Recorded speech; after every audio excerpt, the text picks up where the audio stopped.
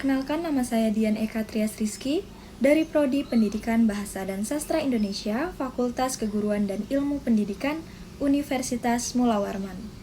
Pada kesempatan kali ini, saya akan membahas tentang folklore sebagian lisan.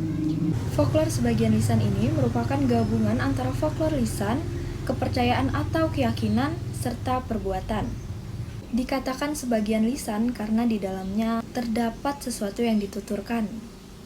Dan dikatakan kepercayaan karena folklore ini ialah tradisi yang dipercayai oleh suatu kebudayaan.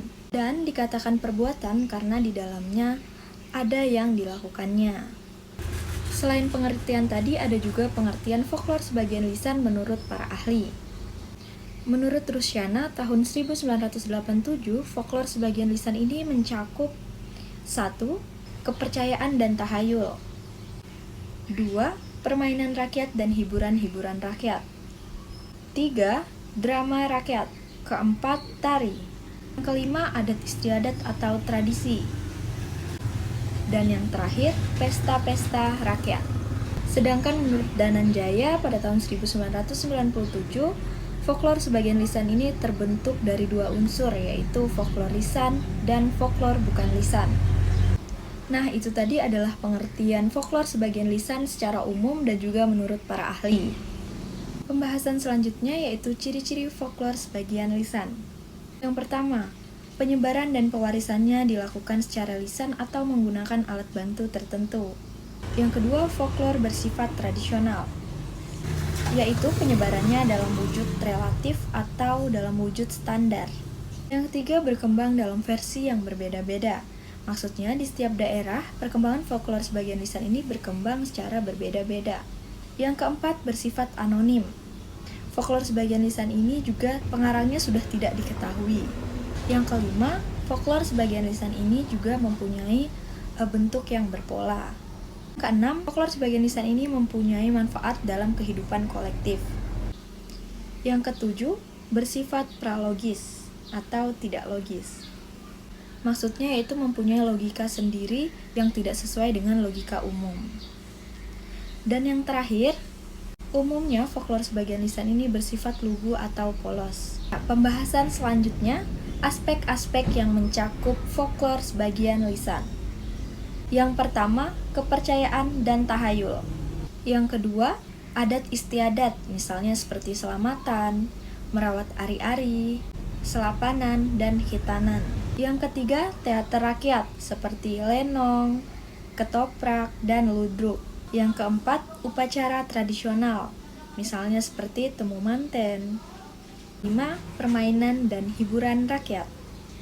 Yang keenam, pesta rakyat seperti bersih desa. Yang ketujuh atau yang terakhir yaitu tarian rakyat seperti jaipong, tari piring, dan ngibing. Nah, lanjut lagi ke pembahasan selanjutnya, yaitu contoh-contoh folklore sebagian lisan. Yang pertama ada kepercayaan rakyat atau tahayul. Nah, kepercayaan rakyat atau biasa disebut dengan tahayul ini adalah kepercayaan oleh orang berpendidikan barat yang dianggap sederhana bahkan pander, tidak berdasarkan logika sehingga secara ilmiah tidak bisa dipertanggungjawabkan.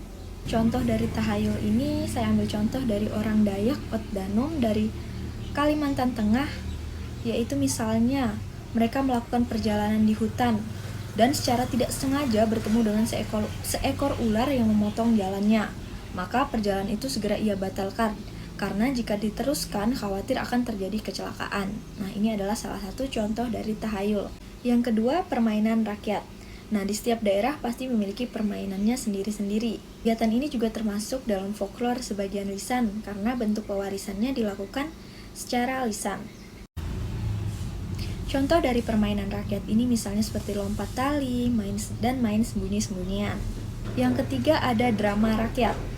Drama rakyat adalah jenis pementasan drama yang muncul dan berkembang dalam festival rakyat dan biasanya dipentaskan di wilayah pedesaan.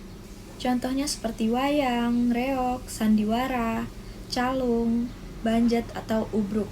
Tari adalah seni pertunjukan yang melibatkan gerakan tubuh dan ekspresi yang dilakukan di tempat dan waktu tertentu untuk keperluan pergaulan, mengungkapkan perasaan, maksud, dan pikiran. Contoh dari tari ini misalnya ada tari tayub, tari ronggeng, tari piring, dan masih banyak lainnya. Yang kelima, adat atau tradisi. Adat istiadat adalah bentuk budaya yang mewakili norma, nilai, tradisi, dan kebiasaan bersama dari suatu kelompok. Nah, biasanya adat istiadat ini digunakan untuk mengatur tata cara dalam berbagai aktivitas seperti pesta, berkesenian, hiburan, berpakaian, olahraga, dan sebagainya. Misalnya seperti tradisi upacara menanam padi. Dan yang terakhir ada pesta rakyat. Sepertinya hanya ini saja yang bisa saya sampaikan dari materi folklore sebagian lisan. Apabila ada kesalahan, saya mohon maaf dan terima kasih telah menonton. Assalamualaikum warahmatullahi wabarakatuh.